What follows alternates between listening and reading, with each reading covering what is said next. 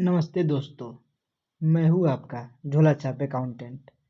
क्या आपके साथ भी कभी ऐसा हुआ है कि आपने माल बेचा, बिल दिया, पर क्लाइंट ने कहा भाई तेरा आईटीसी यानी कि इनपुट टैक्स क्रेडिट मेरे पोर्टल पे नहीं दिख रहा है, मैं तेरा पेमेंट रोक रहा हूँ और तेरा पेमेंट में मैं डिले करूँगा ही।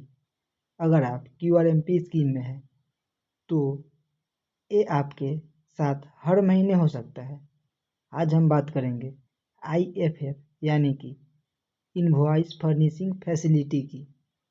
ये कोई ऑप्शन नहीं है बल्कि आपका पेमेंट मंगवाने का सबसे बड़ा हथियार है। वीडियो पूरा देखिए वरना क्लाइंट आपका पैसा काट लेगा और आप कुछ भी नहीं कर पाएंगे। पहले आसान भाषा में समझते हैं।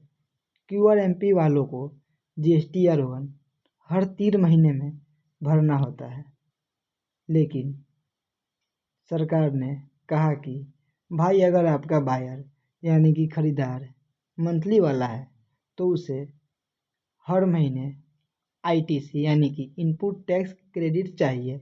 इसलिए उन्होंने दी आईएफएफ यानी कि इनवॉइस फर्निशिंग फैसिलिटी। ये सिर्फ पहले और दूसरे महीने के लिए होती है। इसका काम सिर्फ इतना है कि आप अपने B2B यानी कि बिजनेस टू बिजनेस, इसका आसान शब्दों में है कि जिसको आप माल बेच रहे हैं उसके पास भी जीएसटी नंबर है, उसका इनवॉइस अपलोड कर दो ताकि आपके बायर को उसके GSTR2B में वो बिल दिख जाए, जो बहुत से लोग ऑप्शनल समझकर छोड़ देते हैं। वही सबसे बड़ी गलती है। अब बिजनेसमैन का दिमाग लगाइए। आपने 1 लाख का माल बेचा, सपोज आपने 1 लाख का ही माल बेचा और 18,000 जीएसटी लगाया।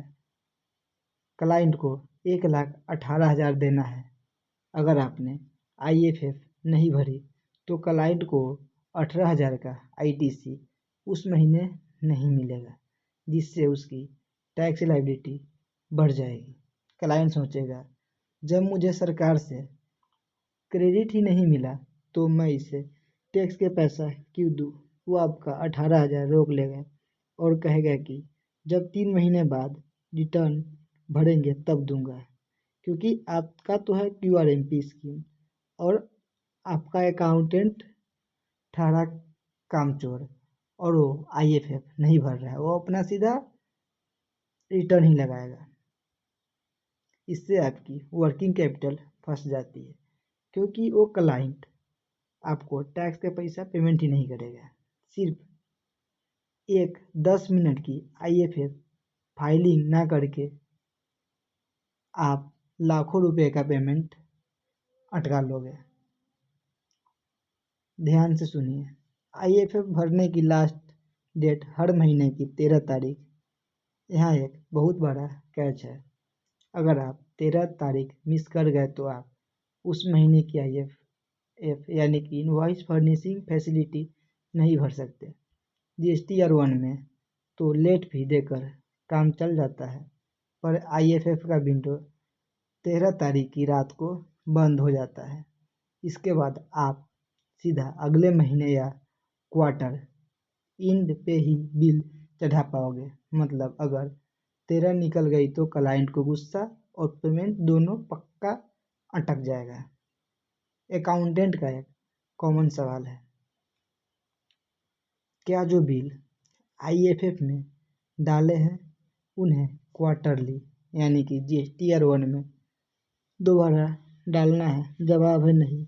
जो बिल आपने आईएफएफ में महीने 1 और दूसरे महीने में चढ़ाया है वो क्वार्टरली जीएसटीआर1 में अपने आप ऑटो पॉपुलेट आ जाएगा।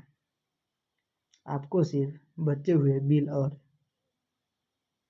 B2C यानी कि कैश सेल की डिटेल क्वार्टरली रिटर्न में डालनी है। तो मेहनत डबल नहीं हो रही है, बल्कि काम आसान हो रहा है और पेमेंट भी टाइम पे आ रही है। तो दोस्तों, निष्कर्ष यह है कि क्यूआरएमपी स्कीम सिर्फ पेपर पे आरामदायक है, धंधे में नहीं। अगर मार्केट में इज्जत और कैश फ्लो बनाए रखना है तो हर महीने की 13 तारीख को IFF जरूर भरिए। आपका बायर खुश रहेगा तो आपका बिजनेस बढ़ेगा